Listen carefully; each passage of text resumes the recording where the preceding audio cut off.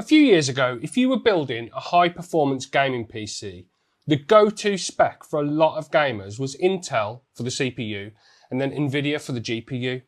Fast forward to 2025 and AMD has shaken things up dramatically. Ryzen CPUs and Radeon graphics cards have become genuinely competitive, often leading in value and efficiency. So the question is, how does the Intel and Nvidia combo hold up in 2025? Today I'm taking a look at the Onyx Pro from PCSpecialist, a pre-built gaming desktop powered by the Intel Core i7-14700F, and then it's got an Asus Prime RTX 5070. Coming in at a cost of £1,549 at the time of me making this video, it's much cheaper than some of the systems I've reviewed recently. I've got an inkling that this might be a banger of a system. Let's find out.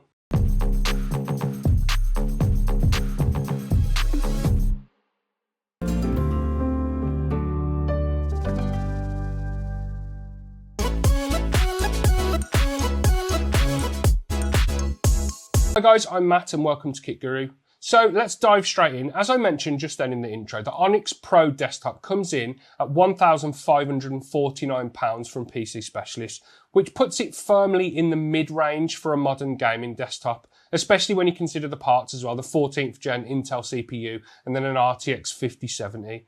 For what you're getting, the value is pretty competitive, I think, especially in today's market. When you consider that the RTX 5070 takes up about a third of that price. In fact, when I priced up an almost identical system to build yourself using PC Part Picker, and I included a genuine copy of Windows, which yes, I know most people already have them, but I've included it for consistency as I've included it in the last few system reviews that I've done. Anyway, the price to go down the build your own route comes out around about the same when you compare it to what PCSpecialist are charging for the Onyx Pro. This PC is priced very competitively. And what's more, PCSpecialist include their 3-year standard warranty as part of that £1,500 or £1,550. That breaks down to 1 year of parts coverage, 3 years of labour coverage, and then 6 months of free collect and return. And then you get lifetime telephone support as well, which is a nice touch if you ever need troubleshooting help down the line.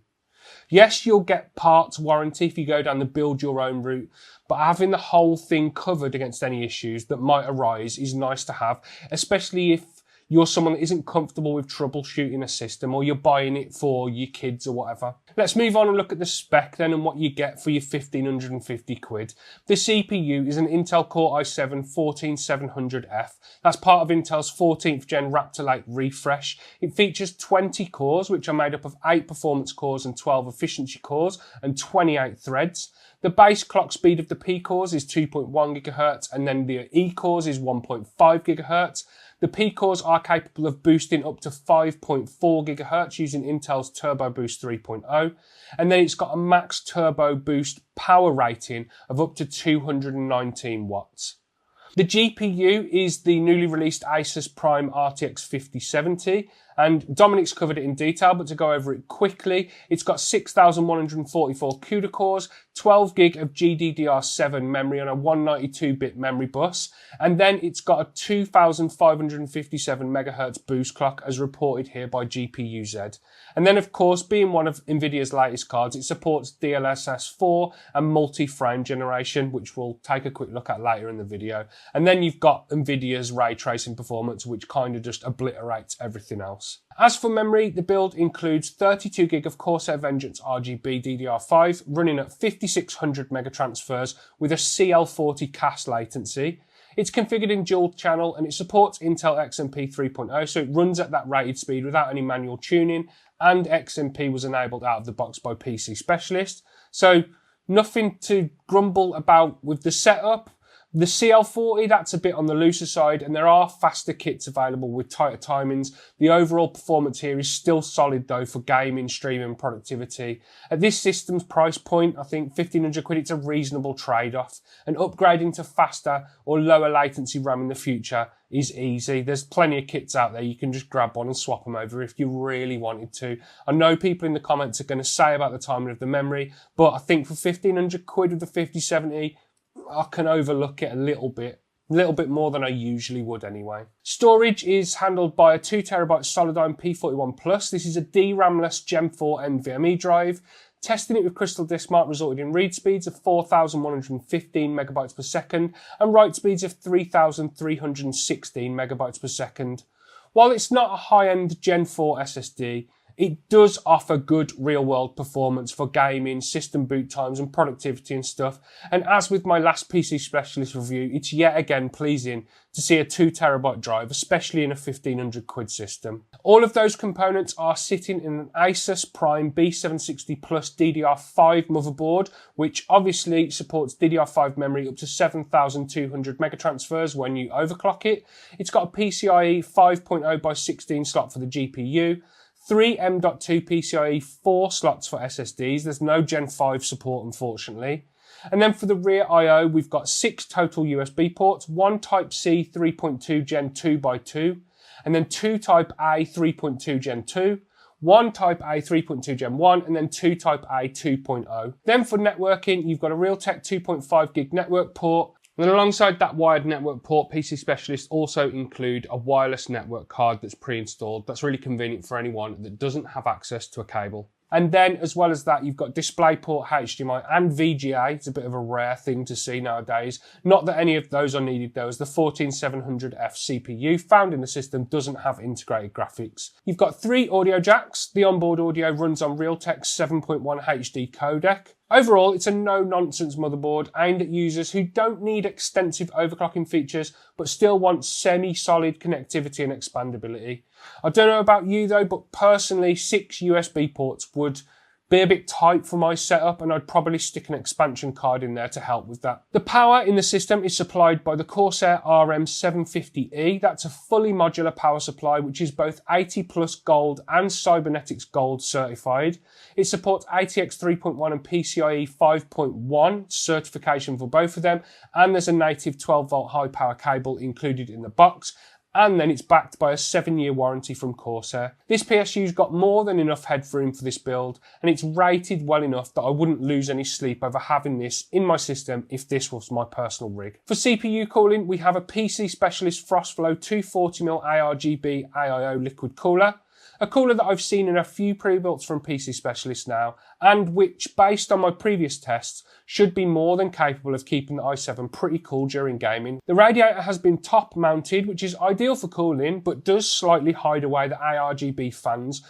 I personally think it looks better up there. I'd rather have the glow from the RGB more visible than the actual LEDs themselves, but let us know what you think in the comments. Plus, anyway, with this case, the choices are limited to just the front or the top of the case for the radiator, as the case comes with 2 140mm aspect RGB fans in the front for air intake, and then PC Specialist have also installed an additional 120mm fan in the rear of the case for exhaust. And speaking of that case, it's sitting on the desk in front of me. It's a Fractal Design Focus 2 ARGB, a rather understated case design-wise. Some might call it boring, but I quite like it from the outside. It's got a full mesh front panel to feed those air-hungry 140mm intake fans, a glass side panel to let you stare at all the RGB goodness, and then not much else of note. It's a simple case, as we'd expect from Fractal Design. Simplicity and clean design are kind of their thing, I suppose. Inside though, as you can see, it's a bit dated, with the lack of a full PSU shroud at the bottom sticking out. I've got the side panel off now, so you can't see the small side shroud which is attached to the inside of that side panel. I'll lay over some B-roll so you can see what I mean. It doesn't look as clean or as modern as some cases we've seen, or most cases we see nowadays.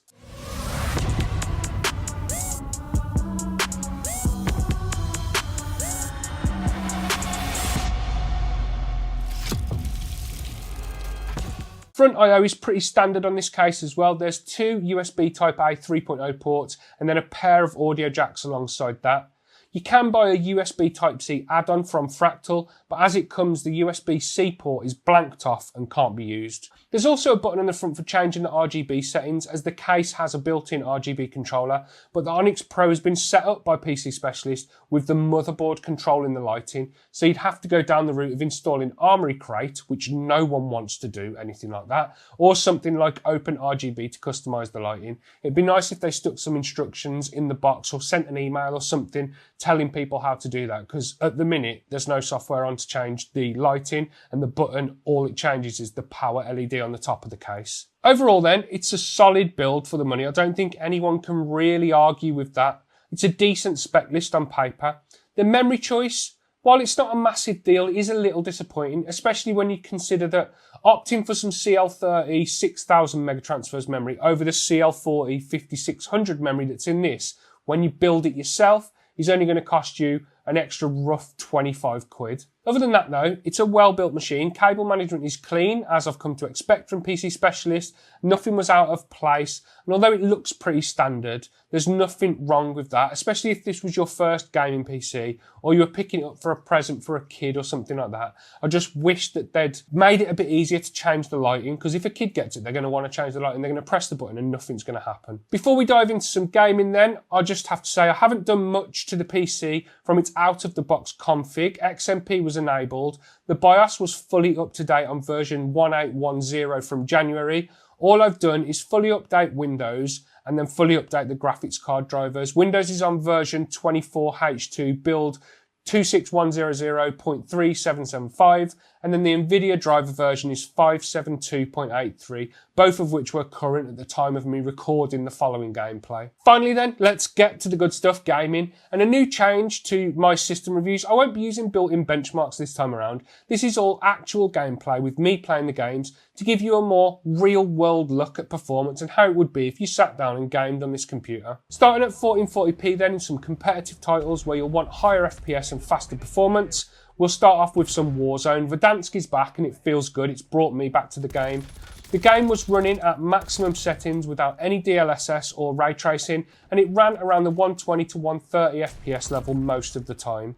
Now the recording might look a bit jittery, but that was due to my capture card and OBS having a bit of a fallout. I must have recorded Warzone about 20 times. The game ran smooth as butter when I was actually playing it though. Moving into some Marvel Rivals, again at 1440p native with maximum settings, saw the performance dip down to roughly 70 to 80 FPS when getting stuck into a fight. There's a lot of visual effects on the screen and it took its toll on the overall performance. Counter-Strike 2 pushes the FPS counter back up to around the 140 mark, which I've got to admit, I expected a little bit more out of this title. I was a bit disappointed with that result. And then finally, before we move into 4K gaming, Escape from Tarkov Arena, a game which I play quite a lot of on my own PC. It performed really well on the Onyx Pro. It's not the most optimised game out there, but as I said, it's something I play regularly. So to see it hit around 130 to 150 FPS at max settings was surprising. In the real world, you'd probably never run this title at max settings. I never do anyway, but the Onyx Pro handled it very well and the game ran smooth and looked great.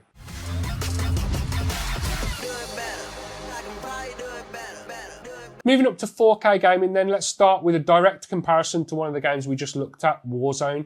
This is the exact same settings as the 1440p footage, the only difference being the resolution. The FPS dropped to around 60 to 80, sometimes dipping and diving out of that range, but mostly this was a pretty pleasing result. I expected sub 60 FPS average performance in all honesty. In F1 2024, the FPS meter impressed even more, sitting around the 140 level roughly. And what's more, the game felt as smooth as you'd like. This is me driving a lap in a single player event, and I'm not much of a racing gamer, but I still managed to not crash and I hit a few satisfying apexes on the corners. The Onyx Pro kept up and did a decent job. Things came tumbling down though when playing some Cyberpunk 2077 at 4K max settings. This was kinda to be expected. The 5070 isn't really designed for this level of 4K gaming, and it didn't do too well when I hammered it this much in this game. FPS dropped to around 30 and frame time was around 30 milliseconds. That's not exactly what I'd call a playable experience, but there is method in my madness. I did that so I could show you DLSS. Turn on DLSS 4 and multi-frame generation, love it or hate it, and the performance increases to roughly 180 FPS and frame time drops to almost nothing. I know the fake frame brigade are all going to be furiously bashing their keyboards right now, but I personally don't see the big deal. I'll take some minor visual issues over playing at 30 FPS any day of the week. Multi-frame generation and DLSS 4 both make a huge difference to performance, and I couldn't not mention the difference of when turning them on. It's a very similar story in Oblivion Remastered. At native 4K max settings, the game runs at around 30 FPS, which is not great. I mean, it runs, but it runs about as fast as I do. You turn on DLSS and the performance increases pretty drastically.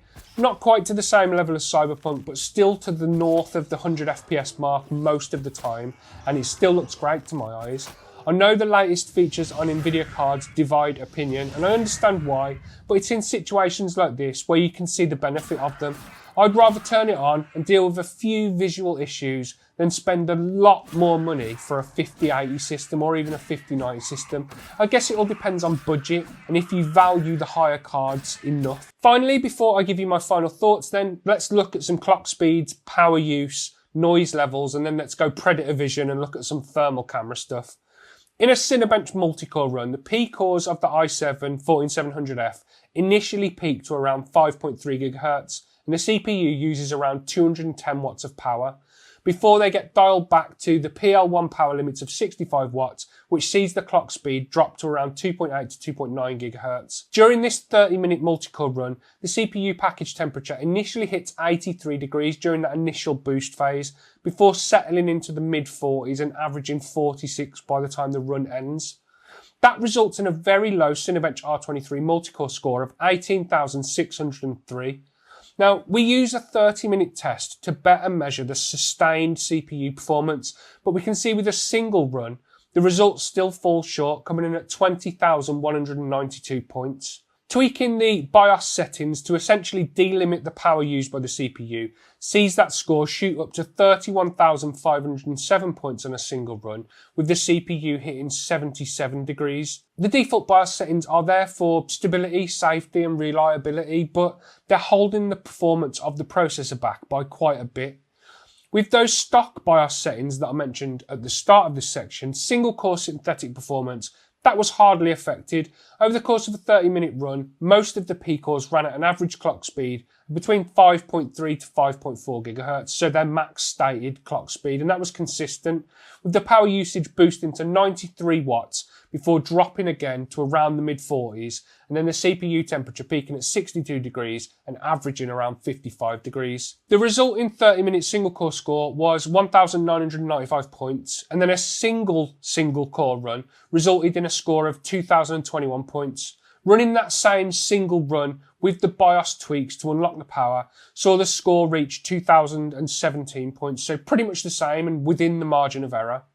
Taking a look at thermal readings then inside the case while gaming in Cyberpunk 2077 shows a peak in the low 60s around the backplate of the GPU and the power cable sitting around 38 degrees, and that's with an ambient temperature of roughly 23 degrees, as can be seen by the low point on the right of the image.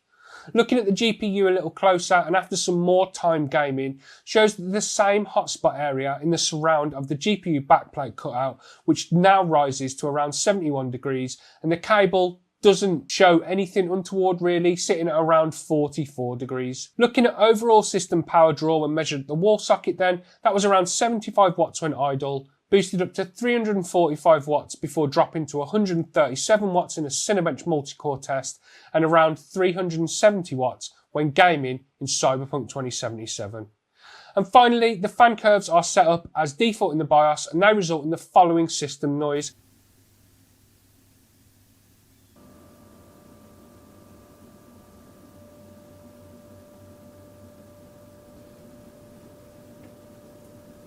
So then, to answer the question I asked in the intro to the video, does an Intel and Nvidia combo still deliver in 2025? And with the Onyx Pro, I'd say absolutely it does, especially for the price. At £1,549, you're getting a well-balanced system with strong 1440p and even some capable 4K gaming performance. It's got a decent cooling setup that keeps the CPU nice and cool, and it's got the usual solid overall build quality and care and attention in the build that we see from PCSpecialist. There are a couple of compromises though, like the looser memory timings and the limited I/O on the back of the case, but nothing that feels like deal breakers for me. Nothing that really has annoyed me or I've thought, come on, that's a bit of a cop-out. Multi-core CPU performance is slightly held back by the conservative default BIOS settings, but as we saw in the gaming section, it still performs decently enough at max settings and it runs cool and quiet.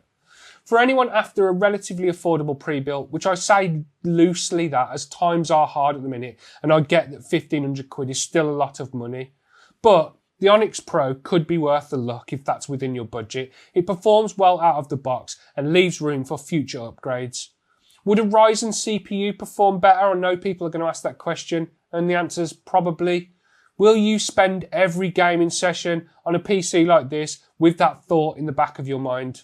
Probably not. And that's the end of the video, guys. I hope you enjoyed it. Please leave me a like down below if you did. Don't forget to subscribe to the channel to keep up with the latest PC gaming news and reviews. And if you go down below this video, you'll find links to our merch store, our Discord server, our Patreon page, and our website if you want to check any of that stuff out.